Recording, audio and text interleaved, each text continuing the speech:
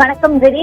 தென்கிழக்கு அரபிக்கடல் மற்றும் அதனை ஒட்டிய லட்சத்தீவு பகுதிகளில் நிலவிய வளிமண்டல மேலடுக்கு சுழற்சி காரணமாக குறைந்த காற்றழுத்த தாழ்வு பகுதி உருவாகியுள்ளது. குறிப்பாக தென்கிழக்கு அரபிக்கடல் மற்றும் லட்சத்தீவு பகுதிகளில் கேரளா, கர்நாடக பகுதிகளுக்கு அப்பால் இன்று காலை 5:30 மணி அளவில் குறைந்த காற்றழுத்த தாழ்வு பகுதி உருவானது. இதனால் அடுத்த 48 மணி நேரத்திற்கு மேற்கு வடமேற்கு திசைகளில் நகர்ந்து காற்றழுத்த தாழ்வு மண்டலமாக வலுவடையும் வாய்ப்புள்ளது.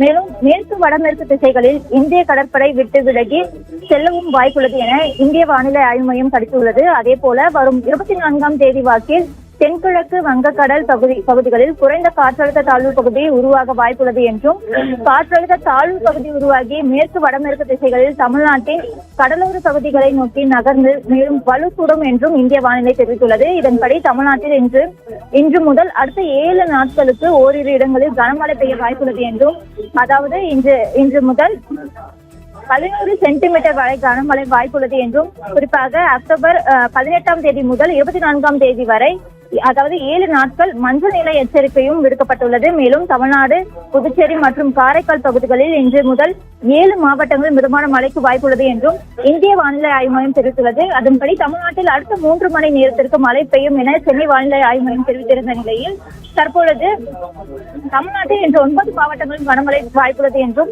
அதன்படி நீலகிரி, கோவை, திருப்பூர், தேனி, திண்டுக்கல், சேலம், கரூர் ஆகிய மாவட்டங்களில் கனமழைக்கு வாய்ப்புள்ளது என கணித்துள்ளது. மேலும் சென்னையை பொறுத்தவரை நகரின் ஒரு சில இடங்களில் இடிமின்னலுடன் மிதமான மழை வாய்ப்புள்ளது என்றும் தெரிவிக்கப்பட்டுள்ளது. இந்நிலையில் தமிழ்நாட்டில் காலை 10 மணி வரை மழைக்கு எச்சரிக்கையும் விடுக்கப்பட்டுள்ளது. அதன்படி செங்கல்பட்டு, சென்னை, திருவள்ளூர், காஞ்சிபுரம், விழுப்புரம், திருவண்ணாமலை, தென்காசி ஆகிய 9 மாவட்டங்களில் மழைக்கு வாய்ப்புள்ளது என்றும், அதே போல புதுச்சேரியில் மிதமான மழைக்கு வாய்ப்புள்ளது என்றும் சென்னை வானிலை ஆய்வு மையம் கணித்துள்ளது. விவரங்களுக்கு நன்றி நந்தினி. தென்கிழக்கு அரபிக்கடல் மற்றும் லட்சத்தீவு பகுதிகளில் காற்றழுத்த தாழ்வு பகுதி உருவாகி இருக்கிறது.